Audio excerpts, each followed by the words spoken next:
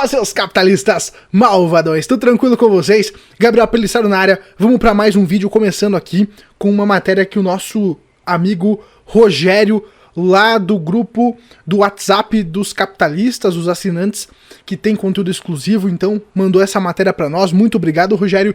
E essa matéria é muito importante porque fala o seguinte, e mostra também o risco que o Brasil está correndo, né? Que a gente sempre fala aqui no canal, e essa matéria, ela exemplifica, ela deixa cristalino tudo que a gente vem falando. Então olha só, Fitch rejeita rating do Brasil em BB-, com perspectiva negativa. Agência alerta para o crescente endividamento governamental, estrutura fiscal rígida, fraco potencial de crescimento econômico e um cenário político difícil. Isso fala uma das maiores agências de classificação, tá? E o mercado ele leva em consideração essas classificações para determinar se ele vai colocar dinheiro lá ou não. Você, por exemplo, quando vai emprestar dinheiro para alguém, você vai determinar se aquela pessoa vai ter potencial de te pagar ou não, certo? Então vamos dar uma aprofundada aqui nesse tema. Então, em nota, a Fitch diz que a nota do Brasil é sustentada por sua grande e diversificada economia e capacidade de absorver choques externos, ajudada por sua taxa de câmbio flexível.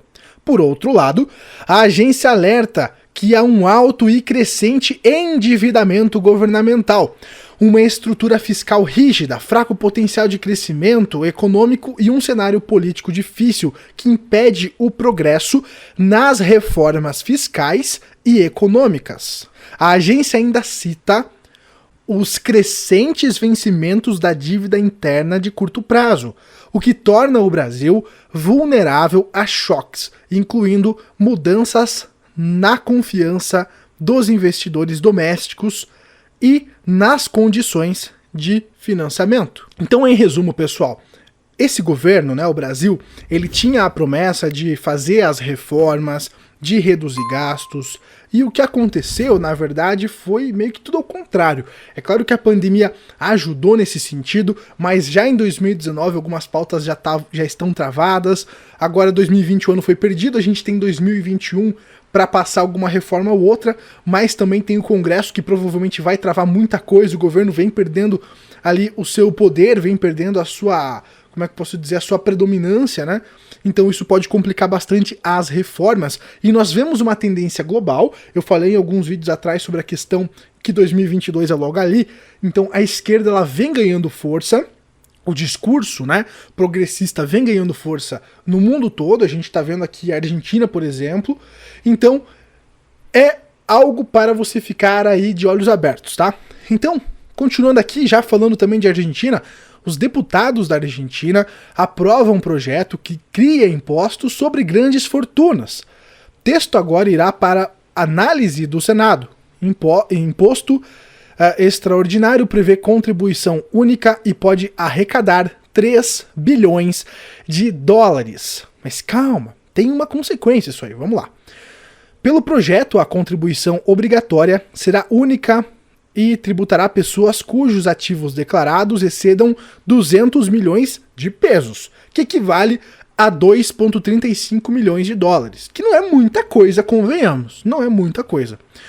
Com uma taxa progressiva de até 3,5% para ativos na Argentina e 5,25% sobre bens fora do país, segundo a agência France Press.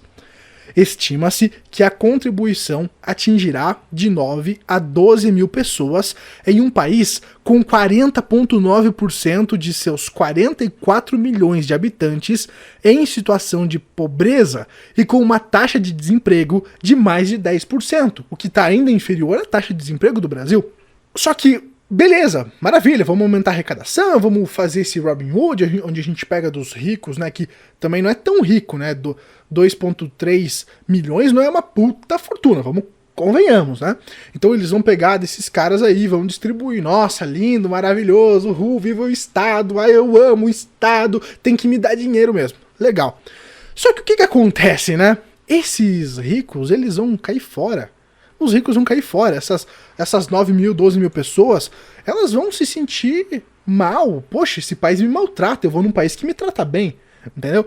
Então, a gente pode ver aí essas pessoas saindo. Eu já fiz um vídeo aí das pessoas saindo da Argentina e indo para o Uruguai. O Uruguai estava recebendo essas pessoas de braços abertos. É claro, as pessoas, né, tem que se tocar que o país ele tem que acolher pessoas que têm dinheiro, porque elas vão investir, elas vão fazer a economia girar, elas vão trazer mais riqueza, né?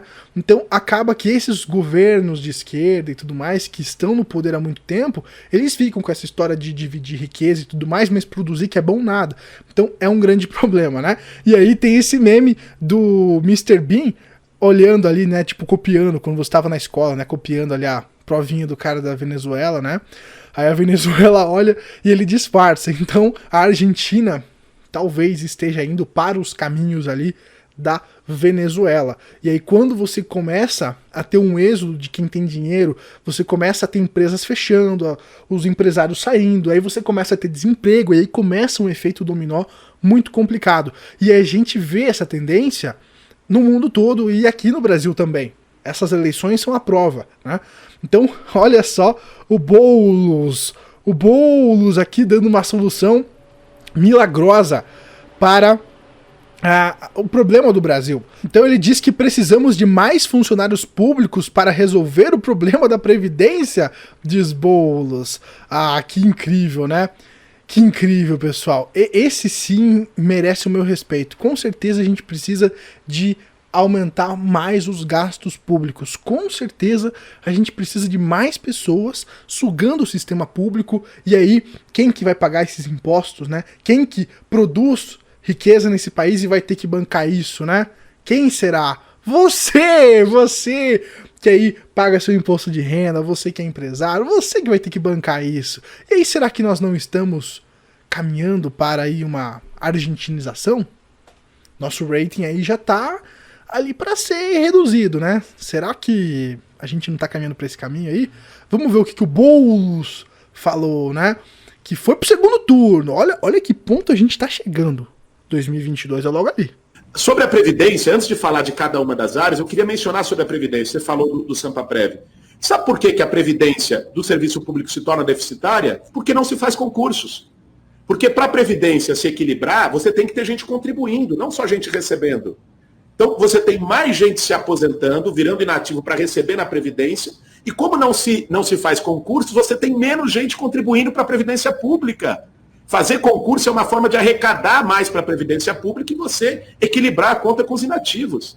Então, é isso que eu vou fazer. E aí eu acho massa o jeito que o socialista pensa. Porque lembra aquela cena clássica do Chaves, né? Então vamos ver essa clássica cena do Chaves, que exemplifica a economia do Boulos, onde você, para não quebrar o serviço público, você precisa de mais serviço público, né? Não é reduzir imposto, não é fazer as reformas, nada disso.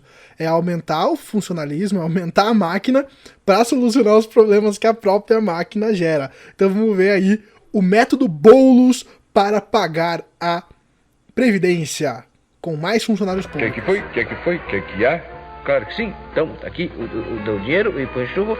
E seu Madruga, aqui tá, eu quero outro churro, dá o dinheiro. E então, aqui tá o churro. Então, seu churro, aqui tá o Madruga, o seu... Continuando aqui o nosso resumo, pessoal.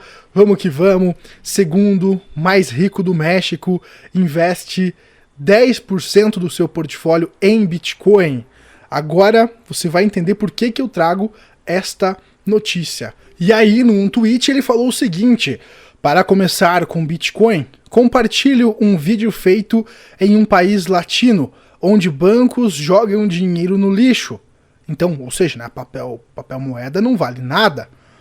Por isso, é sempre bom diversificar nossa carteira de investimentos.